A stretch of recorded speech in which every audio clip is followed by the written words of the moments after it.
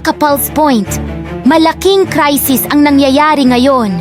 Hindi lang isang bansa, kundi 3 global powers ang nagbabanggaan sa ating territory. Seryosong hamon ang dala ng China. Hindi lang isa, kundi napakaraming sandata at teknolohiya ang sabay-sabay nilang inilalantad sa Philippine Sea at West Philippine Sea. Mga barko, stealth fighters, at bagong drones, lahat ay handa sa kanilang pagpapakitang lakas. Pero sa huli, paano magwawagi ang Pilipinas at ang mga kaalyado nito laban sa isang tila di mapipigilang lakas? Isang masinsinang operasyon na tila may mas malalim pang plano sa likod? Isang babala na ba ito para sa Pilipinas? Mukhang ang China dumidiskarte na naman. Pero this time, hindi na sila makakalusot. Hindi natin hahayaang agawin ang ating mga teritoryo ng basta-basta.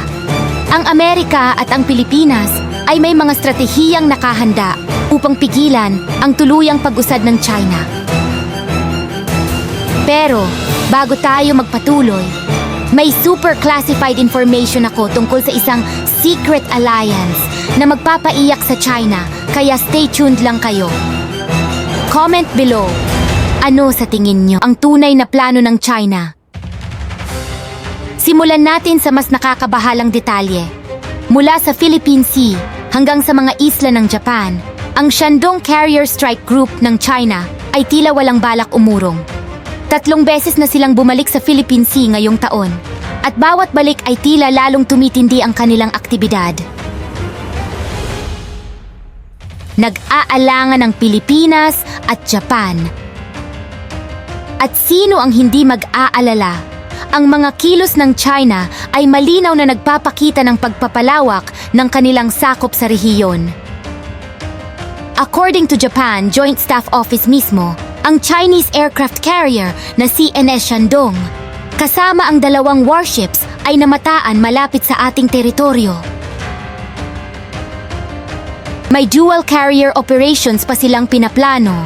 Isa itong pagsasanay na maaaring gamitin sa mas malaking deployment kapag operational na ang kanilang pangatlong aircraft carrier.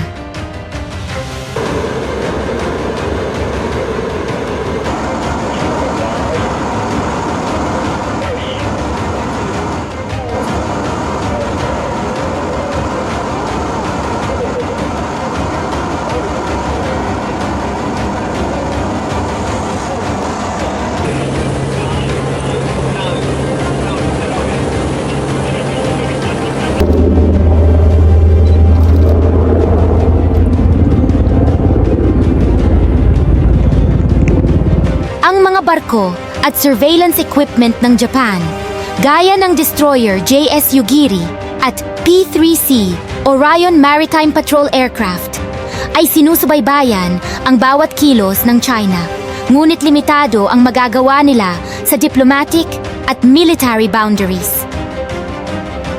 Samantala, ang Pilipinas ay may kakayahan ng gumamit ng Coast Guard sa halip na military ships para maiwasan ang maling interpretasyon. Bilang dagdag sa puwersa sa West Philippine Sea, nagbabalik ang Subic Base bilang bahagi ng kooperasyon ng Pilipinas at Estados Unidos. Kasama ang mga advanced na teknolohiya, ang Subic ay magsisilbing sentro ng suporta at pagdepensa sa ating mga teritoryo. Sa pagtaas ng tensyon sa rehiyon, mas lalong lumalakas ang alyansa ng Pilipinas at US na parehong determinadong pigilan ang banta ng China. Pero sapat na ba ito? Hindi pa yan ang pinakamabigat. Alam niyo ba na may master plan pala ang China? According to military sources, gusto nilang ma-occupy ang lugar. Pero wait lang, dahil may mas malaking revelation pa. Hindi lang sa karagatan ang pagpapalakas ng China. And guess what? They've just unveiled their new J-35A stealth fighter jet sa publiko. Isa itong fighter jet na kayang umiwas sa radar detection na inilalagay ang China sa hanay ng mga bansang may advanced stealth technology na pwedeng gamitin laban sa kahit sinong kalaban. Ayon kay Carl Schuster, isang dating intelligence director sa US Pacific Command, ang J-35A stealth fighter jet ay maaaring iposisyon sa mga carrier ng China upang direktang gamitin sa South China Sea. Pero, mga ka-pulse point, sa harap ng makabagong teknolohiya ng China, paano kaya tutulungan ng US ang Pilipinas sa mga modernong asset tulad ng stealth fighters at mga collaborative combat aircraft o in short CCA? Sapat ba ito para tapatan ang banta? Here comes the game changer. According to Lockheed Martin CEO Jim Tyklett mismo, ang US ay may revolutionary technology na kayang mag-control ng 8 autonomous combat aircraft gamit ang F-35 at F-22. Plano ng Lockheed Martin na gawing sentro ng kanilang sistema ang F-35 at F-22 upang makontrol ang mga CCAs na kanilang ibubuo sa ilalim ng programang ito. Ayon kay James Tyklett, ang mga drones sa Increment 2 ay magiging combat ready na at kasama na dito ang mas affordable na design na swak sa kagustuhan ng US Air Force para matapatan ng China sa bilang at kalidad ng kanilang mga fighter jets. Dahil umaasa ang Amerika na makabuo ng maraming CCAs sa maikling panahon, naniniwala ang Lockheed Martin na magagawa nitong makapantay o lampasan ang military power ng China, partikular na laban sa kanilang J-20 fighters sa rehiyon ng Pacific. Kung mapabilis ang produksyon, kayang-kaya ng F-22 at F-35 na kontrolin ang mga CCAs sa himpapawid upang tapatan ng China sa dami ng puwersa sa Pacific Theater.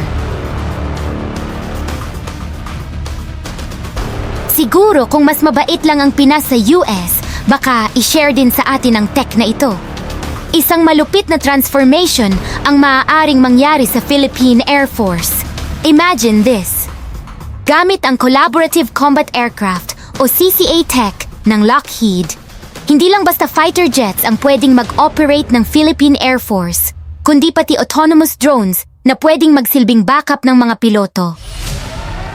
Kung ang kasalukuyang FA-50 natin ay mai-integrate sa technology na ito, maiisip mo bang isang FA-50 ang magko-command ng ilang drones sa ere para protektahan ang sarili at tapatan ng lakas ng mas advanced na kalaban?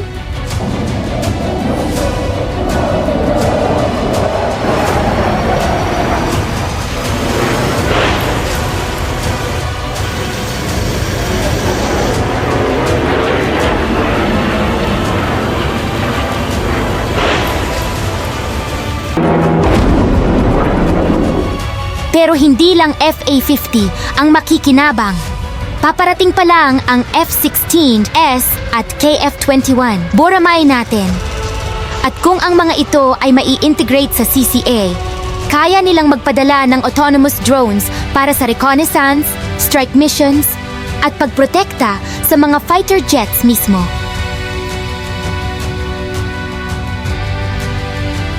Ang mga drones na ito ay pwedeng mag-assist sa mga piloto, magbigay ng real-time intel, at gumawa ng surprise attacks.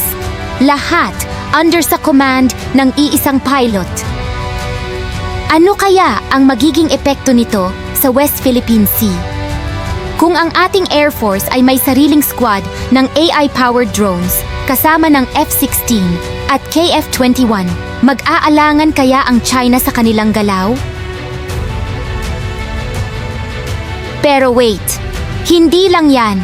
Inilabas na rin nila ang kanilang secret weapon, ang PAC-3 Missile Segment Enhancement Interceptors na ilalagay sa mga US Navy ships. According to missile defense expert Tom Caraco, Ang demand para sa weapon na to ay through the roof. At alam niyo kung bakit, dahil ito lang ang tanging sagot sa Chinese strategy. Pero alam niyo ba na may alas pa tayo? According to President Ferdinand Marcos Jr., may 6 na ASEAN countries na secretly sumusuporta sa atin. Mga ka-Pulse Point, remember yung sinabi kong secret alliance? Here it is. According to Abdul Rahman Yaakob ng Lowy Institute, ang US ay nagbigay ng exclusive access sa kanilang advanced military technology sa 2 bansa lang, Japan at South Korea. Sayang lang at hindi kasama ang Pinas sa access na ito. Baka kasi alam ng US na marami pang pro-China dito sa Pinas. Ano sa tingin nyo? Pero may napakabigat na development pa na kakadiskubre lang tungkol sa China na magbabago ng lahat. Abangan nyo sa Part 2 kung paano bibigay ang China sa pressure ng USPH Alliance. Don't forget to like, share, and subscribe para updated kayo sa latest developments. Hit that notification bell para hindi nyo ma-miss ang explosive Part 2.